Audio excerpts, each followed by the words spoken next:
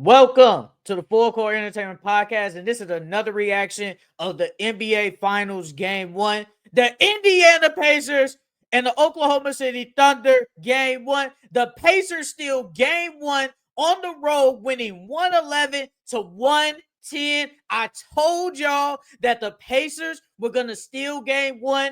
I tweeted it. DraftKings took my tweet. They gave me credit. I said the Pacers were being disrespected in this series, and I knew it because the Pacers are a good team. Y'all need to give the Pacers some damn respect. And y'all better give my man's Halliburton some damn fucking respect. Tyrese Halliburton, FC, we are here. The Halliburton, we are here. Let me get started though. Let's start with the winning team, right? The Indiana Pacers. With the Pacers, low-key, it was getting blinked. The Pacers, they turned the ball over so much. It looked, bro, the Thunder had them in hell. I'm just looking like, bro, Tyrese can't get nobody open. And me and my co-host talked about it. When it gets to the half court, it's hard for Tyrese to get in a set and be able to make plays. Lou Dort had him in hell. The Pacers had 9 turnovers in the first quarter. They had 9 turnovers in the first quarter. The Thunder, I thought the Thunder were on their way to winning. They was up by 9. All I was saying was throughout the first half, if you guys could just get it to single digits, you guys would probably be able to win this game. They were down by like 12, I think. But if you watch the game, it looked like they was damn near down by 20. Nobody was really hitting anything. Nobody was doing good. Tyrese Halliburton, he didn't really do nothing in the first half. Pascal really didn't do a lot. Nobody really did do anything in the first half of the game. The Pacers, they was losing the offensive rebounding battle. Like, that was one of the things that killed them early on in this game. The Pacers, they had 10 offensive rebounds. Now, the Pacers had more, obviously, in the end, but in the beginning of this game, the Pacers were killing them offensive rebounds. And they didn't take advantage of the the SGA minutes. When SGA was off the court, they never took advantage of it. And I felt like that was one of the reasons why they were down by so much. When SGA is out the game, you take advantage of that because J-Dub wasn't giving you anything in the first half. Chet was just bad in general this game. He really barely played. Chet only played 24 minutes, but I'll get into the Thunder side later on. The Pacers had 18 turnovers in the first half alone. And I'm like, is this what's gonna happen all game? But I'm like, they gotta stop the turnovers, start hitting their shots, be able to get to the rim. And when we did our comparisons earlier, I said the Thunder were the better rebounding team. The Pacers actually out rebounded them 56 to 39. So they beat them on the rebounding battle. It was just the turnovers. They killed them. And we go into the third quarter. The Pacers only had 3 turnovers in the third quarter alone. They only had 3 turnovers. And we talked about how these are the number 1, number 2 teams on points off turnovers. They only gave up 9 points off the turnovers, which was good. And the Pacers defense has been good decently this postseason. And Pascal Siakam, he started to play better. Tyrese Halliburton in that third quarter, he played a little bit better. He didn't have a great game. Don't get me wrong. He was 6 for 13 for 14 points, but he hit the game winner, and he had 10 rebounds and 6 assists. But I thought Obi Toppin played good off the bench. TJ McConnell gave them some okay minutes. And I just felt like it was the others. I thought Andrew Nembhard had a decent game. Miles Turner had a good game. Miles Turner had a double-double with no, he had 9. They took a board away. He had 9. He had 15 and 9 rebounds.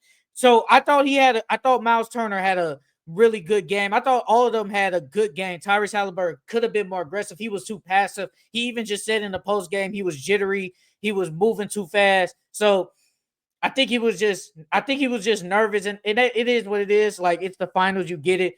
But Andrew Nembhard, I thought he did really well initiating the offense because Lou Dort had Hallie in clamps. I thought he did. And when you need a bucket, you always go to Tyrese Halliburton. He has hit a game winner in every series this playoffs. And that's damn near greatness. If we're being honest, like, that is greatness. The Pacers only had 6 turnovers in the second half compared to basically 18. That makes a totally big difference. And if they would have lost, it would have been because of the turnovers in the first half. The game was actually closer than what you would think. It was close. Like I said, the Thunder had a lead of 15, and the Pacers never let up. They never gave up. They were down by 15 in the first in the fourth quarter. Make the comeback. Tyrese Halliburton hits the game winner. I thought they played great defense on Shea in the last 30 seconds of the game. He missed a couple of shots. And that's what you gotta do. Was able to control the rebound, get down court. Rick Carlisle didn't call a timeout, and that was good because you did not let the Thunder be able to set their defense. Tyrese Halliburton had Casey Wallace on him, got some room, and hit the game-winning shot. That's what you do. But overall, on the Pacers side, they stole this game. I said they had to win one of these games. You had to either win game one or game two. I felt like I knew they was going to win one of these. I just didn't know which one, but I did say the Pacers was going to win game one. I did tweet that. So am I shocked? Yes and no. But this was a great game. This was a great game. And people who don't watch, people who are saying this series is going to be boring, you guys are idiots. I'm just being honest. You guys are idiots. But give the Pacers credit. They scored 31 points in the third, 35 points in the fourth. They outscored them. What is this? 66 to 50 something in the second half. That the Pacers offense came to play and the defense was good down the stretch. That's what happens. And I'd like to give Obi Toppin some love. Obi Toppin hit 5 3-pointers. Every time he hit, I'm like, it was a clutch three. It was a clutch three. And I thought when they was down by 4, and Miles Turner missed a wide open 3 when Tyrese Halliburton created the shot for him, I'm like, man, they're gonna lose. They're gonna lose this game. But it didn't matter. They came down, got some stops, was able to hit their shots. Congratulations to the Pacers. The Pacers, they shot 46% from the 3. That's what they do. 47% from the field. 71%. They missed some free throws, 71% from the free throw line. But the only thing was the turnovers. If they could stop the turnovers, this game would have been close and they wouldn't have been this deficit. But it is what it is. They won the game, so congratulations to them.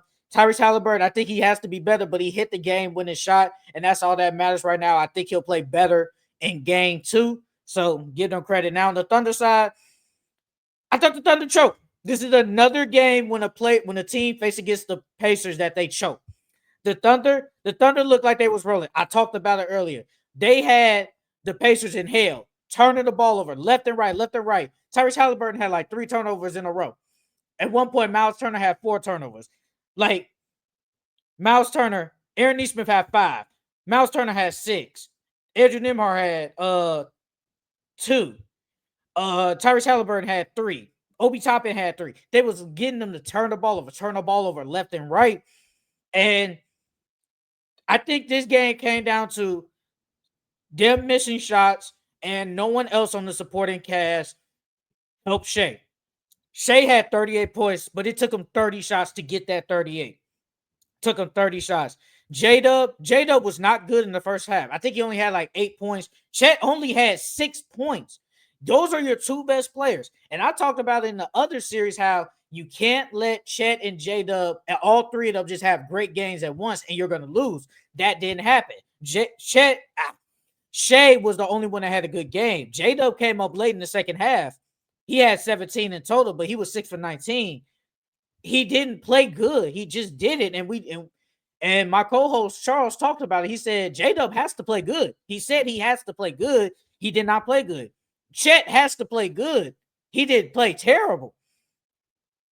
Luke Dort had 15. Luke Dort hit some clutch threes. I give him credit. Luke Dort was not shooting well in the playoffs from 3. But man, I tell you, this game, he was shooting a lot of threes and he was hitting 5 for 9 for 3. I thought Caruso played his best. Caruso played good. Isaiah Hartenstein off the bench was decent. He had 9 and 9. I just think this game, they couldn't score. They couldn't score, and no one else came to play for the Thunder. You turned the ball over, and you only scored 9 points off those turnovers. When you basically forcing the Pacers to have 24 turnovers, you're basically supposed to score off that. They did not do that, and they lost this game, and they choked this game. Give Shea credit. I thought he played really good, but it wasn't enough. it just wasn't enough for them to get the W. And if you're the Pacers, you live with this. You live with Shea doing these step backs, going one on one. You don't want nobody else to to score. I did think I think when the Pacers were down, it was at halftime. They were down by 7, I think, or was it 8? I don't know why they didn't double Shea when he hit that three before halftime, or was it the third quarter? I forgot. I was like, you got to double him, and I thought that was it. I really thought they damn near was gonna lose this game, but the defense for the Pacers came to play, and the Thunder supporting cast failed Shea Gilgeous-Alexander. And you got to rebound. Like, if I'm Chet, bro, you can't give me 6 rebounds. That's it. Chet was terrible. That's why Mark Daigneault took him out the game. And Mark Daigneault did a lineup change and started Casey Wallace instead of Isaiah Hartenstein. And me and my co-host, we talked about it. We was like, we don't think Isaiah Hartenstein is gonna play a lot this series because they like to run small ball, and the Pacers run small ball too at times with Obi and Pascal as your center and your 4. So we're not shocked at it, but we're shocked that Chet played terrible. So give credit to the Pacers, man, for locking up, for having Chet and J-Dub work for it. They didn't help Shea, but Shea Gilgeous, you live with 14 for 30, for 38. Hey, but if we get the dub, we get the dub. So I think the Thunder, they go back to the drawing board and they say, look, we got to be more aggressive. We got to attack the rim. That's what they got to do. Because especially when they don't have a big in the lineup, attack the rim because they're really small. Obi Toppin and Pascal are not shot blocking, are not rim protectors. So drive to the rim.